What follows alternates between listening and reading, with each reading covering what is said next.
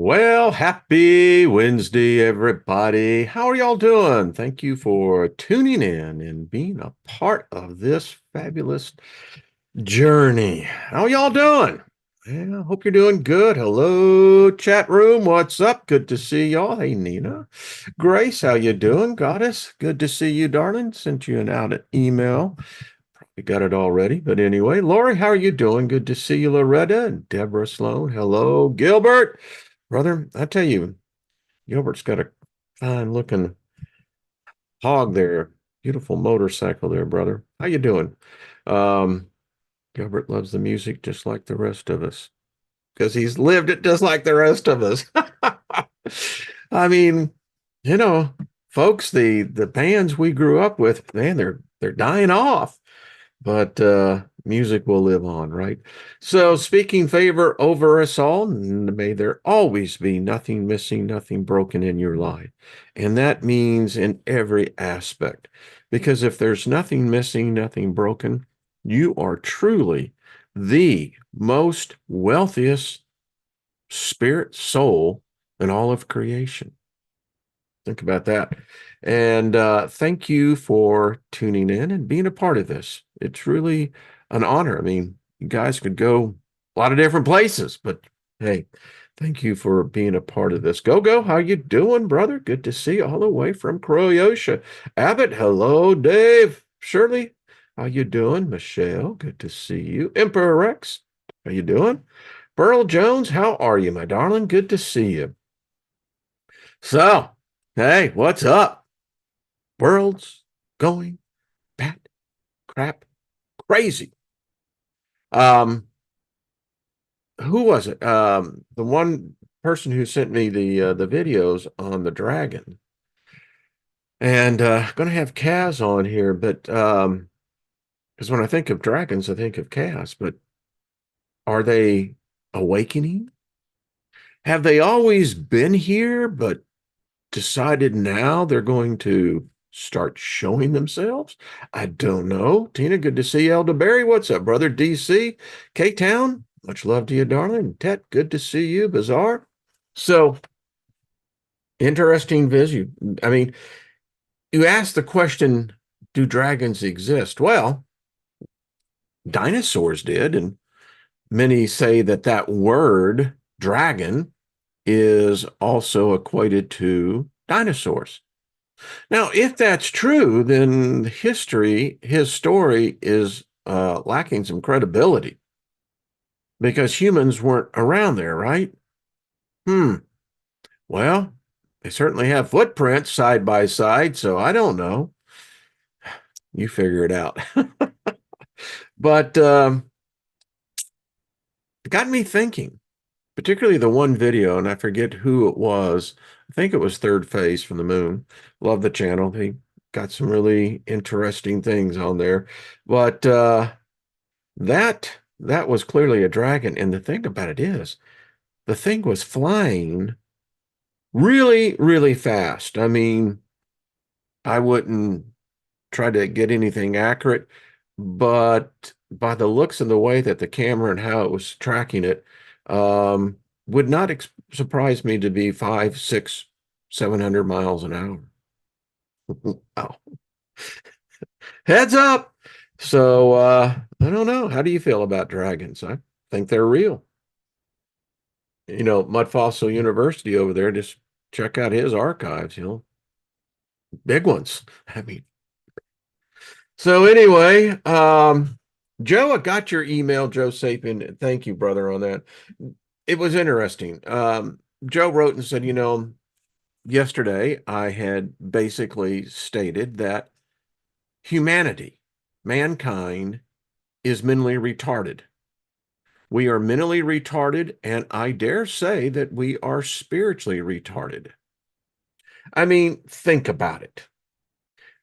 You have a low intelligent being who thinks it's sapient, who thinks it has a soul and a spirit, but yet it's so mentally regressed. I mean, again, IQs are going down, not up. They won't allow us to get up. And anyway, we think we've got the intelligence to look up into the heavens and go, yeah, I can tell you exactly how that happened. No, you got your head up your ass. Um, we can't. At best, and again, it's a theory, not fact, a theory. Most everything about science is a theorem. Very little about science has been actually proven. And in fact, here's a factoid. Modern day physics, science, is dead. They haven't discovered anything of any big thing. I mean, they thought that there was dark matter, there was all this, and yep, thank you for playing. Next. And we are mentally challenged. All of us. None of us got it over the other. We're all dumbasses. Well, people don't like to think that. So that offends me, Steiger. Well, get used to it. You need to be offended because someone jacked with us. I mean, let me show you something I have here. I want to pull this up real quick. We're going to carry a lot of material. This is this is from a magazine that's out there. And I love how it says, and let me get my face out of there. There we go. If thought creates our reality, then let us educate our thoughts. It's in the DNA. Something is holding us back. And others have seen this. I mean, when you begin to look at what we've done to womanhood as a species, what intelligent species does that? I like what it says here. All things are aggregations of atoms that dance, and by their movement produce sound. When the rhythm of the dance changes, the sound is produced also changes. Each atom perpetually sings its song, and the sound at every moment creates dense, subtle forms. And this whole, it's a great little article. I mean, as you can see, it's not very long, but the point is that it's in our DNA. To my William Shatner. It's part of our DNA. So anyway, back. Yeah, it's sad. That's why I study the occult. Western ideology is just a shit show. I mean, we don't know what we believe in the West. We try to believe what they did in the East, don't work. The Middle East, don't work. And in fact, you could look at the expansion of Western ideology, and it is more regressed than it is progress. And if you read the standard literature that's out there, it fails. It will never deliver what we are all seeking. There is a knowledge, I am convinced. They have stolen it from us time and time again, and that's why we do these studies. But we're a regressed species. It just sucks. Because we're studying on Tiamat, ancient, Mesopotamian, Babylonian seeds of where it originated from, a story that predates the Bible. Depending on your point of view, I doubt if it really predates the Sumerian folklore, inasmuch that it was written after that. But still, it tells us a story that we have seen in many other places. The first part of the book of Genesis, which is divided into 3 sections, the first section was never a history of the individual who was writing the story. It was borrowed, and it was subsequently borrowed from the Babylonians, Mesopotamians. The Epic of Gilgamesh is where they got the story from. So even our construct of what God is based on a false illusion. And then we go so far to say that, well, this is the only construct. That's the problem with magic. The magic that I read and have the opportunity to acquire and look at, to me, doesn't speak to me. Because in order for me to fall in line with what is being written, I have to adjust myself to a set of beings that I quite frankly don't believe in. I mean, I am a physical being. I am a spirit, but I possess something they don't. I possess a body. And when I possess this body, it demands, you know, great claims demand great evidence. And quite frankly, I've never seen a God, I've never seen a Jesus, I've never seen a devil, never seen Lucifer, never seen Satan, never seen a demon. Did see what I thought was an angel. It was something. It's the one shred of evidence that I can say, yeah, I saw that. Now, is that because at the time I was completely in vibration, in unison in the frequency? I mean, do these beings exist? My opinion is the fusing of our second and third chromosomes did most of the damage. Mark, I think you may be right, but and that means that there had to be an architect to it in order for that to have happened. It's beyond our ability to apprehend, much less comprehend, the thought. So are there gods? Is there only a god? Are there goddesses? Is there only a goddess? Do they actually exist? It's interesting. I read in a very conservative publication, and they said there's a golem in the White House, and I'm going, okay.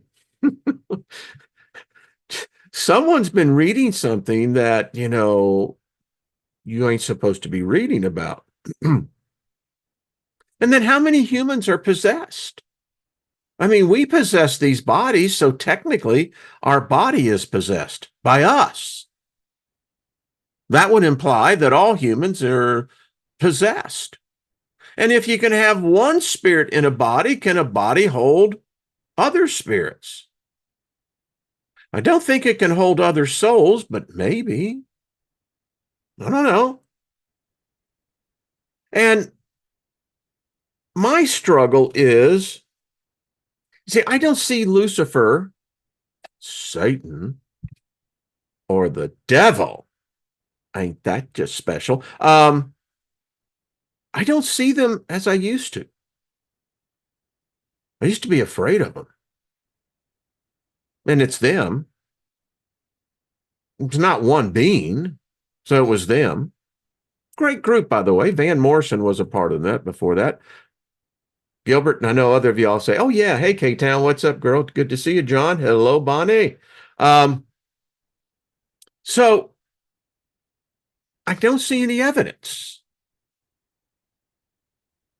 of these beings.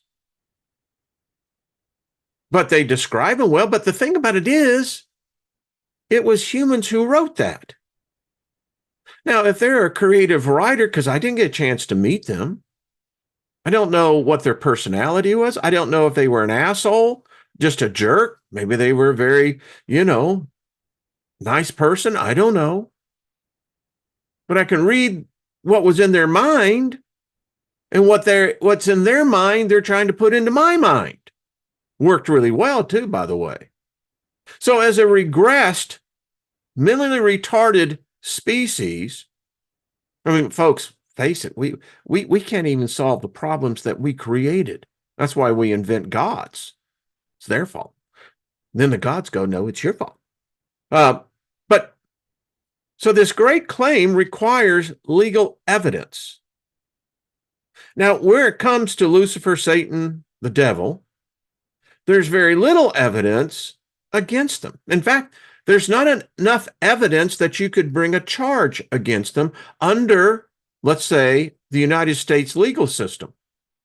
This case would be thrown out simply because it has no standing. And so it has no standing with the courts. It means that it lacked the evidential requirement to bring the charge. So I got to look at Lucifer. Now, Lucifer is a separate character because I know where the name came from. And I know the this personification that it was attached to. Satan, different issue here. You know, if I read the book of Job, then Satan is a son of God, or one of the sons of God. Well, that makes it real challenging. Then who the hell was Jesus? If he was a son of God, then that would imply that Satan would be Jesus's brother. Now, the devil, that's all of us. All of us are the devil. Humanity is the devil. Plain and simple. The gods ain't out there killing, raping, pillaging. It's us. So, no evidence. Now, we have a lot of evidence against this God as a genocidal maniac, homicidal, likes to kill, likes blood. And then the problem I have with that is that I don't like blood. I just have a real aversion to it. It's been with me all my life. I used to be when I was a kid, I'd see blood, I'd almost pass out. Don't like it. And I really don't like anything that tells me that I have to get into some sort of a blood covenant in order to participate. That sucks because it goes against the very fabric of who and what I am. But I'm supposed to compromise because the exchange is that I'm going to get power from on high or power from below, depends on what your perspective is. That's why you have communion. That's why you do baptism. Receive power. But you sacrifice yourself.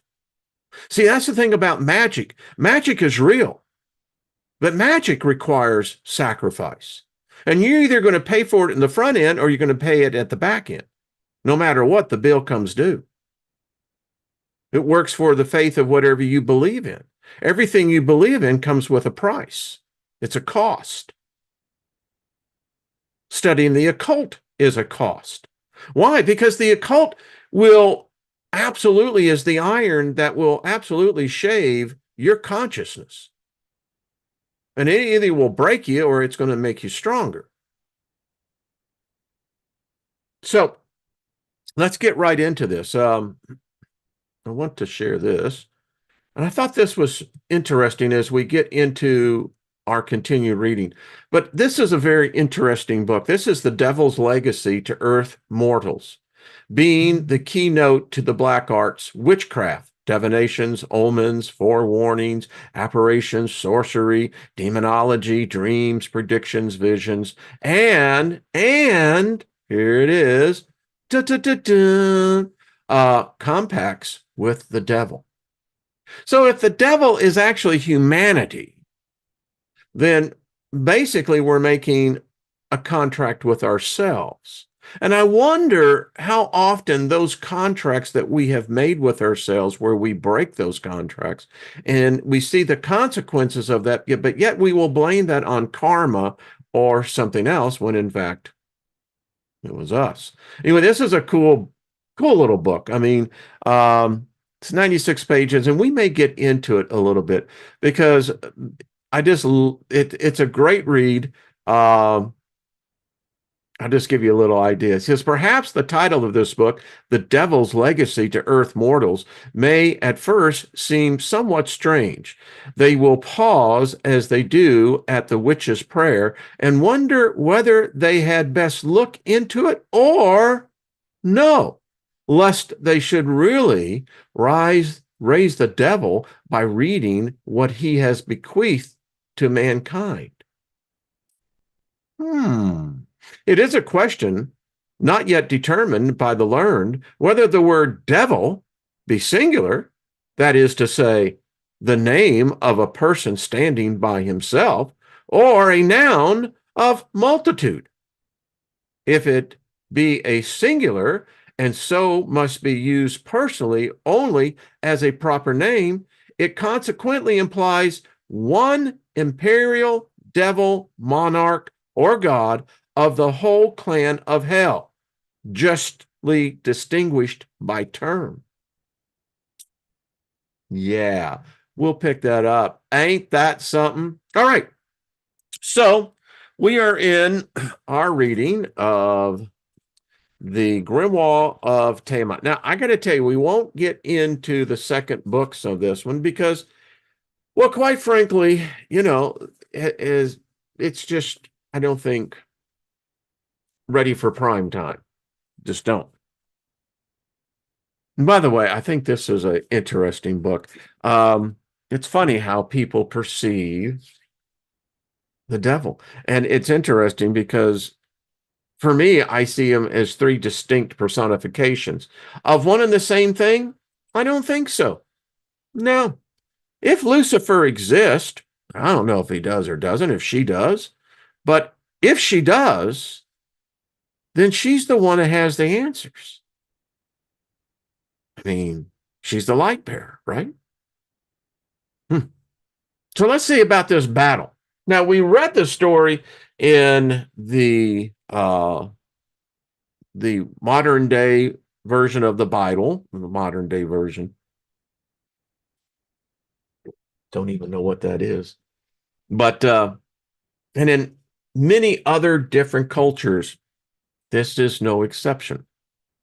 It says, as we already know, in the beginning, nothing existed except the disorder, undifferentiated and boundless mass of primeval waters. So I just stop and I think, okay, if this is the beginning, this already existed. Where did that come from? Who was the architect of that? No one seems to know. All right. So out of this mass, the water split into the salty ocean of Tiamat and the fresh waters of Apsu, which mingled together and gave birth to the first gods, Lamu, Lahamu, then Ansar, heaven, Kaiser, earth, and their son Anu, and finally Ea, along with other deities of the Babylonian pantheon. Okay. Now, this was, way before everything else. Well, not the Sumerians, huh? But yet, Babylon was a magical place. I would have loved to walk the streets of Babylon, to see the hanging gardens. I mean, to see their use of colors, the size of just the buildings and the magic. They were practicing things there that, folks, that's been lost to us. If time travel is real, I want to go back and visit that. When in the height heaven was not named, and the earth beneath did not yet bear a name, and the primeval Apsu, who begat them, and Chaos, Tiamat, the mother of them both, their waters were mingled together, and no field was formed, no marsh was to be seen. When the gods, none had been called into being. We've read this, and we know that this is the story of how everything supposed. In fact, you condense what we just read there, and the reason why I skipped over it, we've read it 2 or 3 times, so we got a pretty good idea. You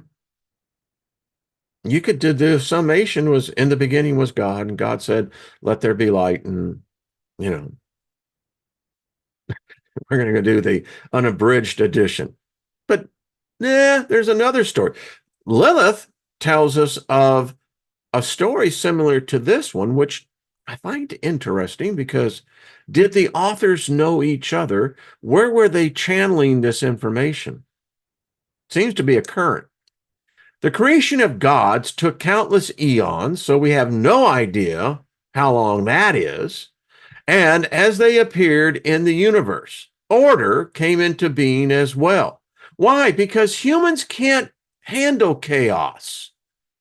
We live it, we create it, but we hate it, but we want more of it.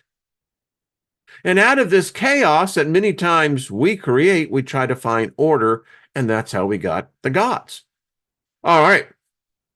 Now, I love this. The younger generations of God. So here I am. I go back to, you know, the streets of Houston, the Montrose area. So were they like hanging out? Were they out there, smoking a joint? I mean, did these gods have music? I kind of think that they would. I mean, music is really magic. I mean, it's intoxicating. It can change your mood. It can make your vibration go up. It can make it go down. What God wouldn't want that? And so I'm just wondering, I mean, what did Led Zeppelin come out and say, thank you very much, gods? I mean, I don't know. But we know this. They were into astrology, man, which is cool. They represented the sun, the moon. We just saw that interaction, the planets and the stars, while the primal deities were gradually demonized and eventually became the personifications of darkness, night, and all evil of the world. So what did it just say? So we have the new group. We got the new gods, man. Far fucking out. And by the way, we don't need you old people.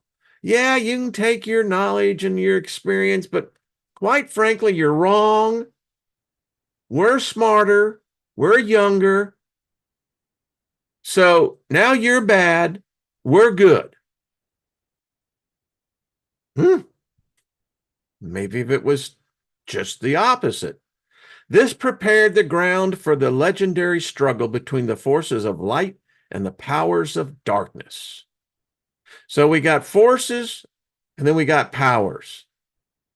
Now, in the Elish, the battle takes place when the younger gods slay Apsu. So I'm trying to think, well, what the hell's wrong with these younger gods? I mean, what got them into the vibe, into the mindset that murder is good? I don't know. It's a shame. Youth is wasted on the young. But anyway, which is the first attempt to gain control over the primeval confusion and disorder. So I kind of look at these gods, man, as, warlocks, sorcerers, witches. I mean, they're experimenting. They're casting spells, incantations, and they realize that there's this power. They want it. They want more of it. In fact, they want all of it. So it shows that they can't handle their emotions either. No God's going to come up to me and say, well, when you were mad and what have you, and I'm going to say, fuck you. How about yourself? I didn't go out and wipe a whole freaking species off the planet. I didn't cause chaos.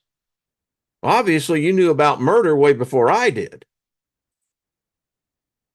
Enraged by the betrayal of her offspring and incited by the other gods, especially Kingu, Tiamat decides to avenge the death of her husband and calls for allies. We've read the story. Her powers grows, and she creates 11 terrifying demons, monsters. Clothed with terror and filled with poison instead of blood, they are fearsome and godlike, embodying the most destructive qualities of the fierce, ferocious goddess. The 11 monsters are mentioned as vipers, dragons, hurricanes, raging hounds, scorpion men, mighty tempest, fish men, and rams. Primal gods such as Lahumu sided with Tiamat, and of course we know that they were included in her army of demons as well. But demon, the eschatology of the word, is divine ones. So I have a tendency when I see this, I interpret, I translate, and this is what I have, not an army of demons, but these are mighty gods. They're called demons because the opposition is writing the story.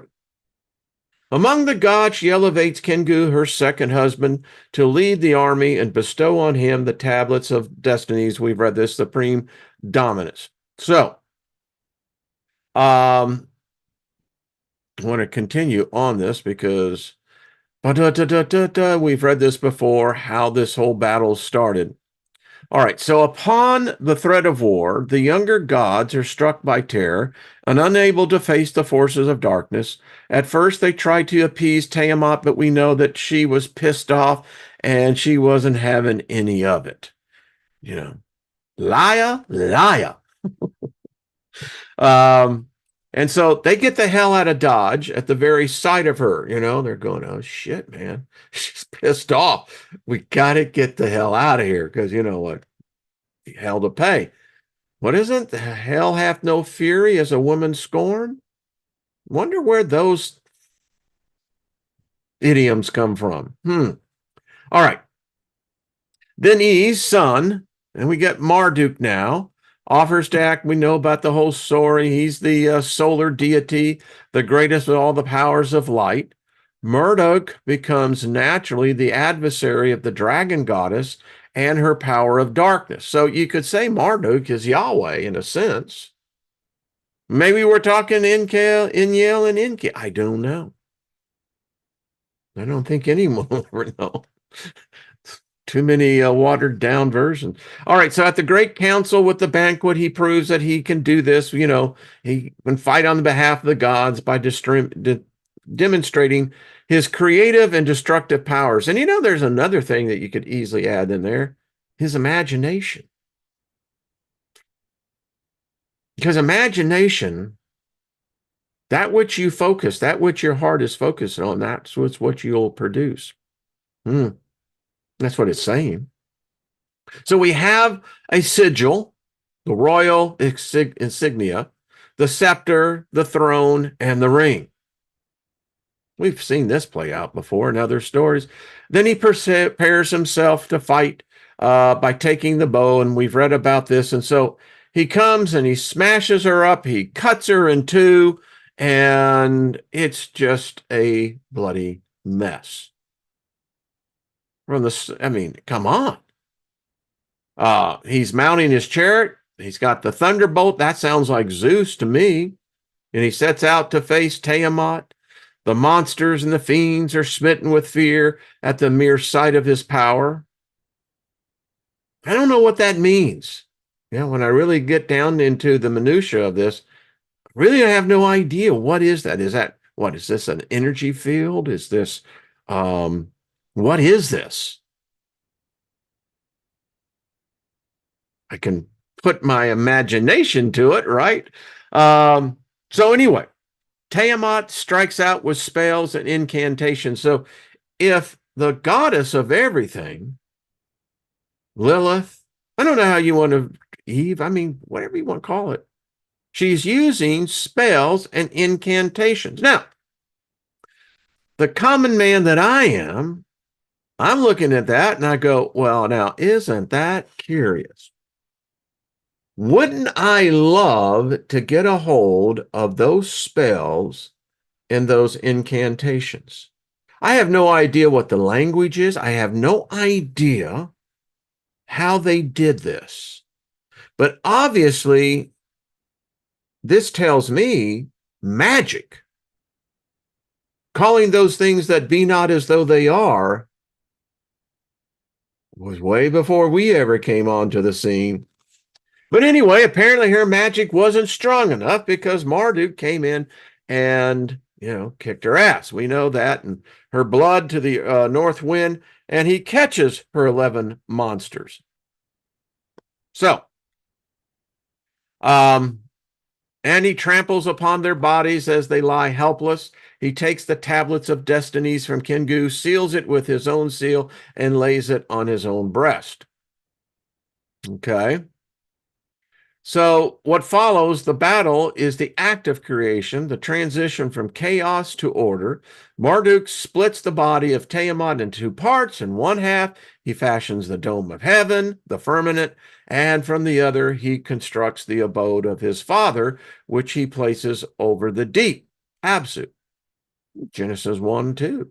Between the waters of Tiamat and the newly created world, he places a bolt and a watchman to ensure that the primordial chaos will not threaten the new order. So here's in my mind, I'm going, okay, so if this happened and there was a previous order, but now we got the new order, well, if motion is motion and its evolution is evolution, then it means that no matter if this was a new order, it's going to fail as well and be replaced by yet another new order. Is it going to have a new set of gods? Is it us? Or are we the ones that represent the real threat here? Says now he creates Isera, the mansions of heaven, the dwelling place of the gods, and he continues the process of creation by organizing the planets and the stars, regulating the sun and the moon, and establishing the calendar. This is the first chapter of the book of Genesis. It's also the first part of the Epic of Gilgamesh. He sets the signs of the zodiac, so he's into astrology. That means he's into magic.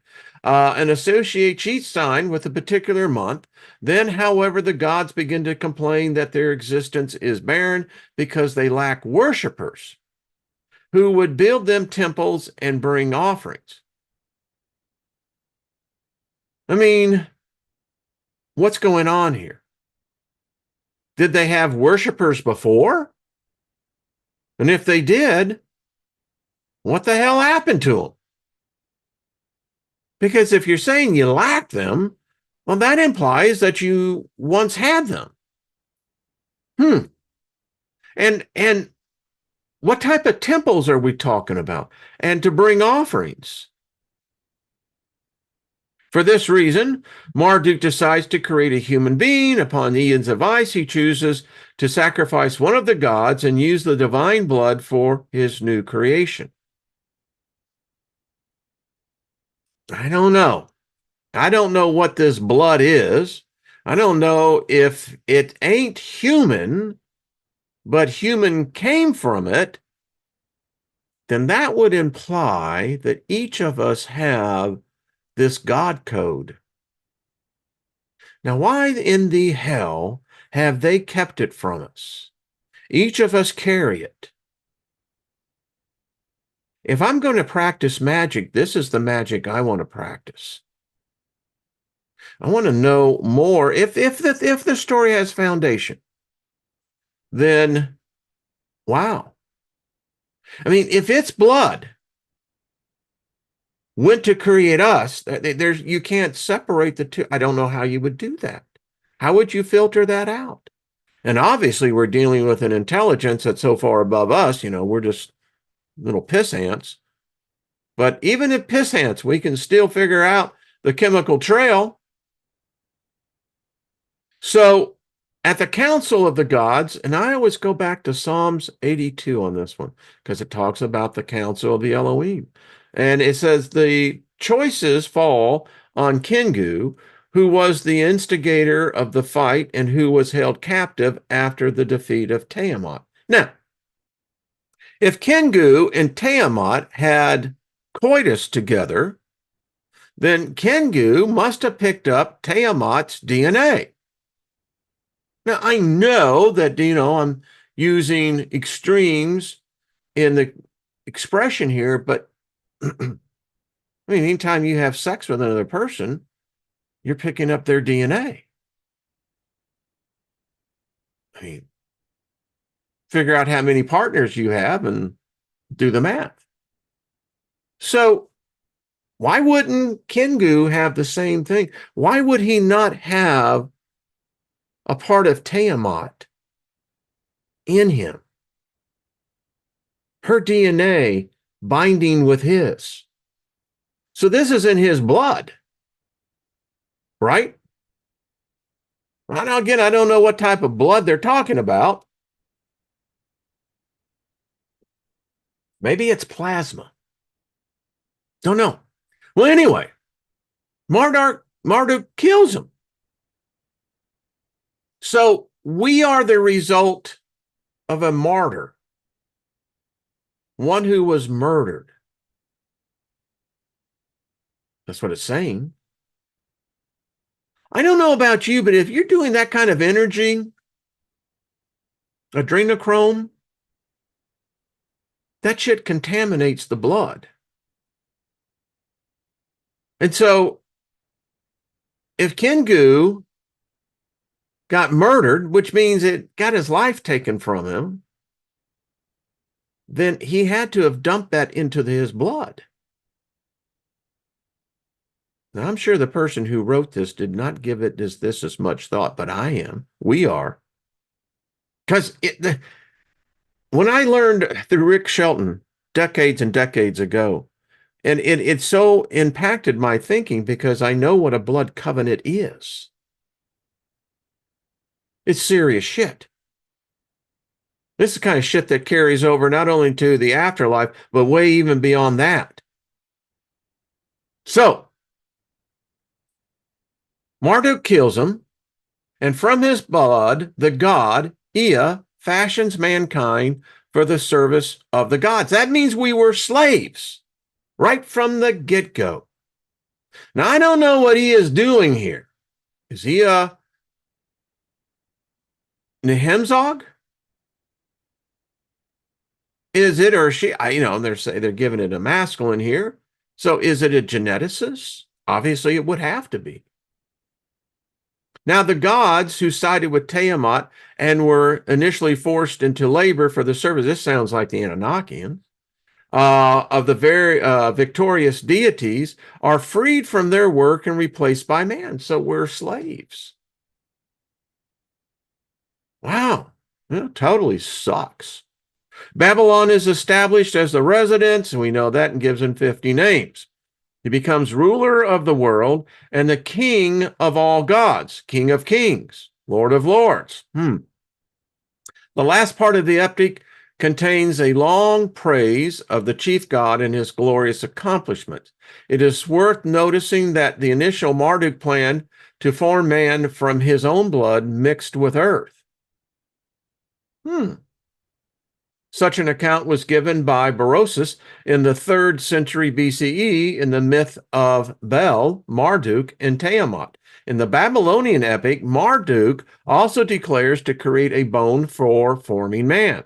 It is interesting to note that the Assyrian word for bone is used in the text. The ishmatu is the equivalent of the Hebrew word asim, bone, which is used in the narrative of the creation of woman in Genesis. The blood of Bel is used not only in the creation of man, but also in that of animals. Man, however, was the accumulation of Marduk's creative work, even though the original role of humanity seems to be rather dismal and pitiful, as they were created solely for the work of the gods. Isn't that the same fucking thing we're still doing today? Praying, giving sacrifice, all this dedication to an unseen God that apparently has all these powers, and we're still simpletons. We're still ignorant. We haven't advanced one iota. With no higher purpose whatsoever. That's a depressing story. I would make up a new story. If I knew that this was the story, I'd make up a story and then tell the future generations, it ain't this way. In Mesopotamia religious practice, this belief was interpreted in a literal sense, and the deities in the temples, likewise the kings, were clothed, fed, cared for, etc., by the courtiers and the priest. Now, what species would do this? It's like trying to say Biden is a mentally fit individual. Why do we do this? We lie to ourselves. And here, we'll put lipstick on a pig and say, ain't she a beaut? Yeah. And if you don't agree, then you're singled out. You're racist. You're a bigot. We still do it. Yeah. Mm-mm-mm. You have cows walking around and yet people starving. Mm-mm-mm. All right. The legend of Marduk serves as a foundation of patriarchal religion based on the worship of the solar deity. Where have we read that before? The representative of the chief god, the king, his consort, children, or the servant gods all receive the service of the rest of mankind. I have to take my Spartacus personality here. Screw them. See, that's a problem that I've seen as you get into more of the occult, you get into more of these different thought waves, and we're not the first.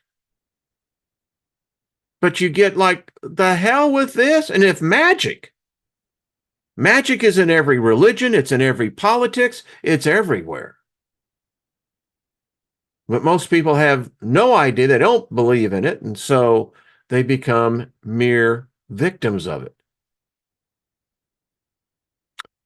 From magical perspective, however, the key to understand the metaphysical meaning of the myths rests in the motif of primordial chaos being bound and locked within the structures of the new world order.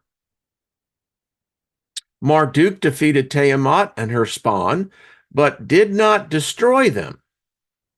Instead, he made an attempt to tame and suppress these forces by including them in the newly created structure of the universe. I read the book, but I still have to say, I wonder how that turned out. And it's interesting because here is Marduk is like trying to break a horse. You know, you want to break that horse's will and have it become obedient to your command. I just find that interesting. Tiamat's soldiers become his trophies.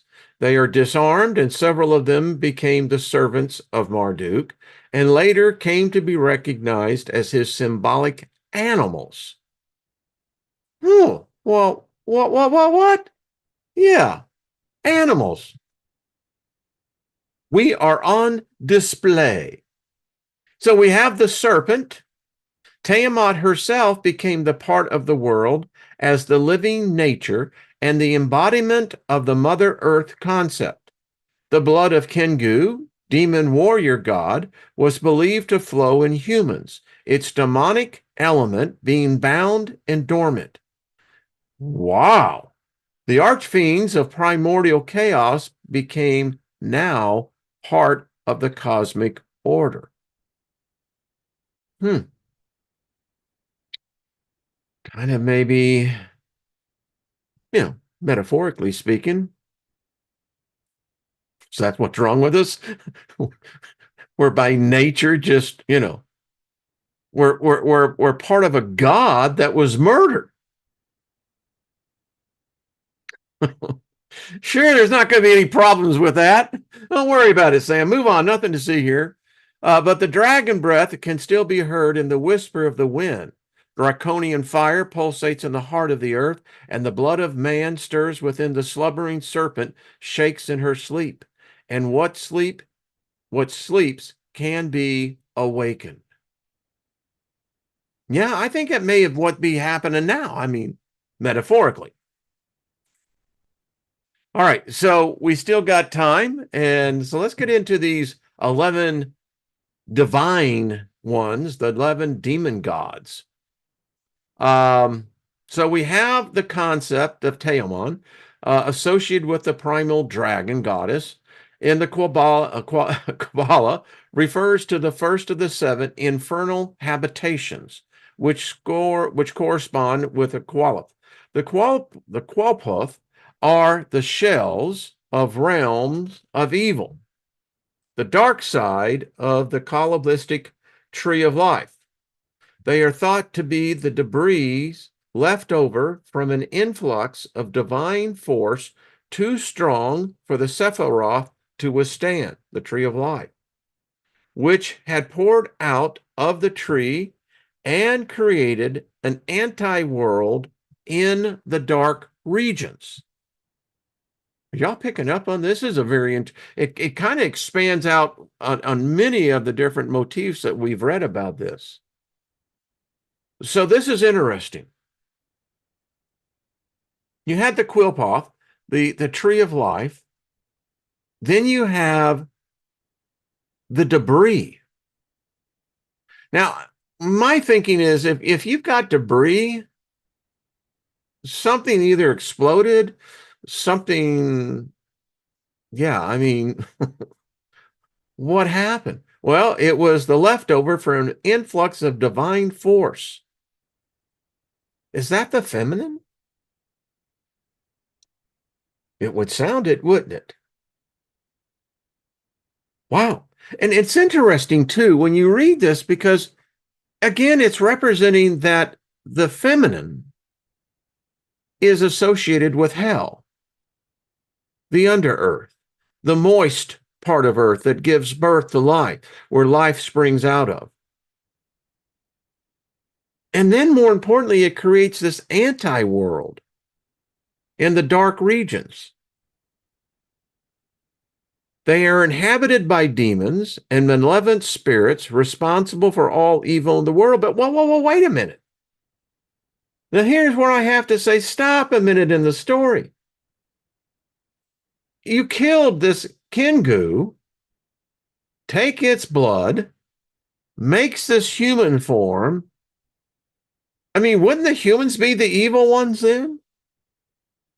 And if we have it naturally, then anyone that's a part of this underworld, these spirits, would be our brethren, our sisters. We'd have a direct connection to them. Why would we ever want to fight them? Why would we ever want to rebel? Oh, it's because mostly we did not. We rebelled against the one that Just wondering. Now add what we've learned here and put it to the Adam and Eve story. Doesn't that get interesting? The Qilpoth is the anti-structure of the tree of the Sephiroth. And while there are 10 Sephiroths to signify the unity and perfection of God, there are 11 Qilpoth to disturb the original balance represented by the number 10. The highest Qilpoth, the Thamiel, which stands in opposition to the divine unity of the Keter, the crown, is split in two and called the twin god. Each Qilith represents an adverse aspect of the corresponding Sephria and is considered to be its antipole. So you have dipoles, now we have antipoles. Would make sense if you have an anti-world in the dark regions. Now, is that implying that the dark regions are thus anti-light? Don't know. I've never gotten a sunburn at midnight. I thought I'd just let everyone know that's listening. Never have. But I've gotten my ass fried at noon. Just saying. Each Qilpoth represents, the aspect, blah, blah. These forces are sometimes identified with the 11 powers of Tiamat and her 11 demons. The whole tree of the Qilpoth is thought to be dark, feminine, and personified by a female deity. Most often, this is Lilith, who acts as the first adversary and initiator of mankind. while the primal dragon goddess, Tiamat, who embodies the very source of the forces of chaos, exists outside the structures of creation and beyond emanations of divine light. Now, that is mind-blowing right there. So there is a place where this divine light can't even reach. Isn't that like the story of Dune? There's a place where no male can enter. They'll die. No male can take of the water. The 11 monsters of Tiamat are mentioned in the Imua, along with the terms that signify their nature or species, but not exactly their names. In the research literature, they are often treated as such, and so they are presented in this grimoire. Several of these names signify the plural and might refer to a group of entities. Within the rites of magic, these spirits may seem multiple indeed. This is because of their vast, complex, and amorphous nature. They are also chaotic and disordered by nature, and they may assume a great number of forms and shapes, shifting them within minutes of even seconds, splitting into multiple parts, or manifesting all of them at the same time, which gives an illusionary impression that we are not dealing with a single entity, but with a multiplicity of beings. This is both true and false.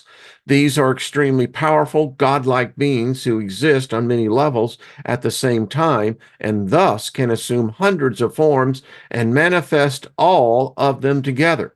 But their shapes and manifestations constitute one force that should be called as a whole. Now, I keep on thinking on this, and I go, I reference because as I realized that, in a sense, it was initiation. But many of us who back in the 60s and the 70s experimented with LSD and other hallucinogens, we were there. We walked among these beings, or at least I did. I know a few others that did as well.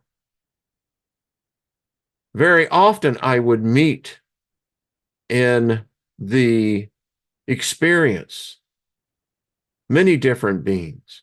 The time that I was actually left my body,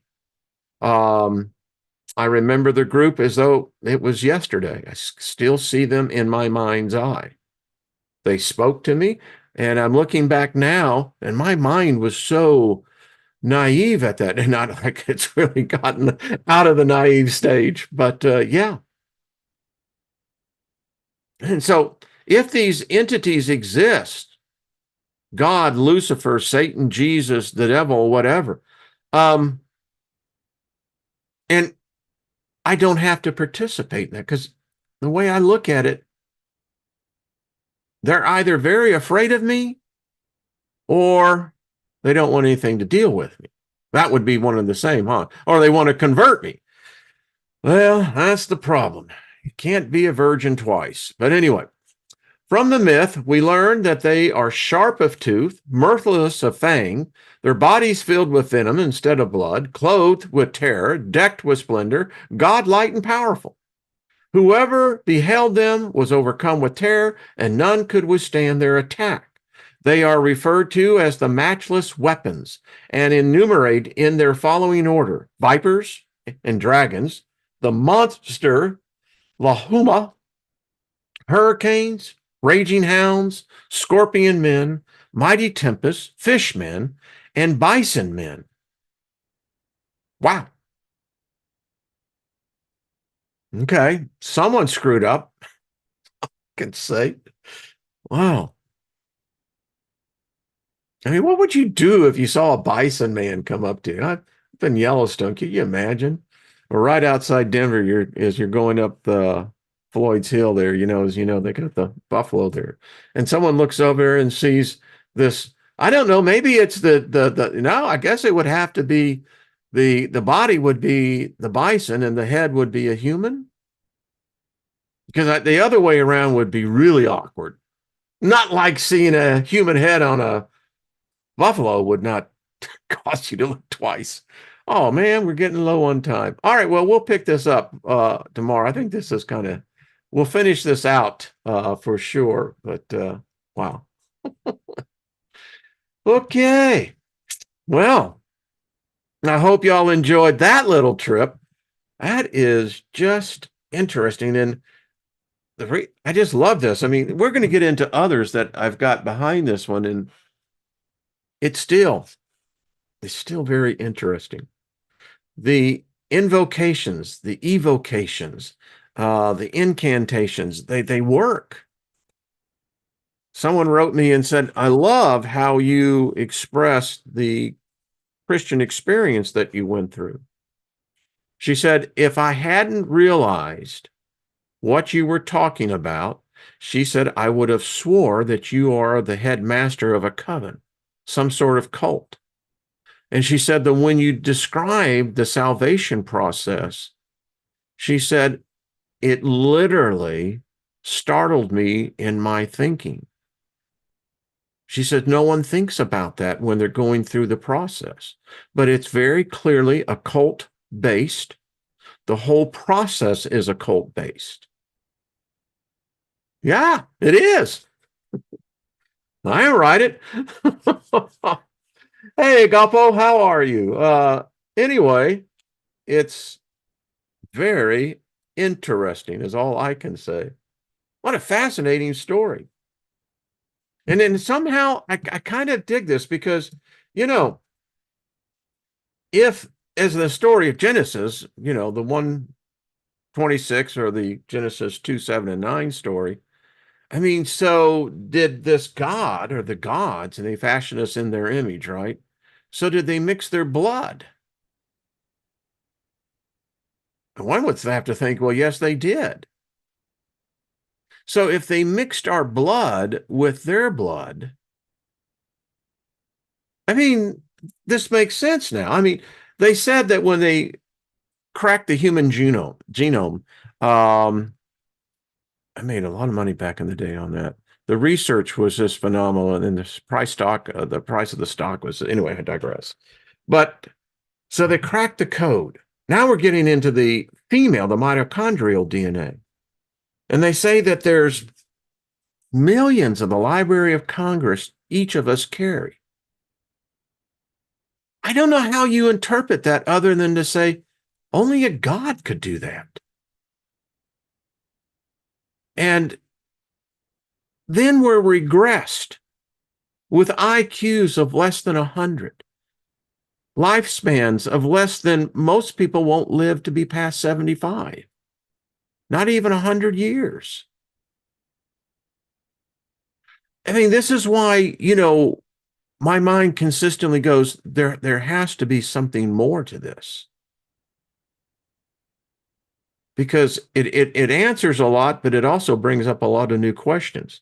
Let's see what's in. I'm just reading some of the things in the chat room. I'll have to go back there.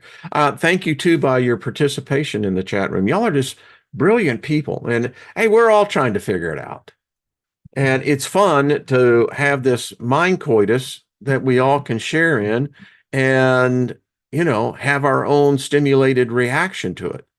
For myself, it is, I sit here and I'm going to have to meditate on this and calm my inner energy, because this is intense.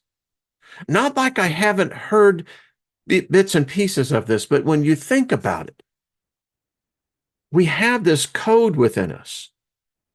And this is why it almost seems like hell and torment. We can't access it. I don't know if our species has gotten access to it in the past. I don't know. Hey, Lost in Space, how you doing? Wow. Think of the implications of this. I mean, that's what our scientists are trying to do now. We're trying to break that code. And that is another sign that we're about to be hit. I don't know if humanity will be here in the next 100 years. I think they're going to hit us, and they're going to hit the reset. We've been here before. We apparently have been here many times before. And every time we reach this pinnacle, this plateau of gaining the understanding of what we're really dealing with here, they come in and they wipe us out. Whether it's through natural phenomenon, whether it's through artificial means, however it is, they seem to do it with regularity. And they don't seem to have any consciousness about it. They don't seem to be merciful. They certainly don't give it a second thought. Humans have always been waste, you know. Myself as a throwaway kid, you know. We're just a throwaway species. And it incenses us when we hear that. We say, no, we're more than that. I agree. Okay, everyone. I love this. Be sure to check out Nina's show, her Hump Day message over on the her Hump Day channel. She's got the link in there. Hey, Gabe Morningstar, what's up? Justice, what's going on? Matt the Guardian, good to see you. Hello. We get too smart for our own good. Then they slap our ass down. Exactly. I don't know. I just know this.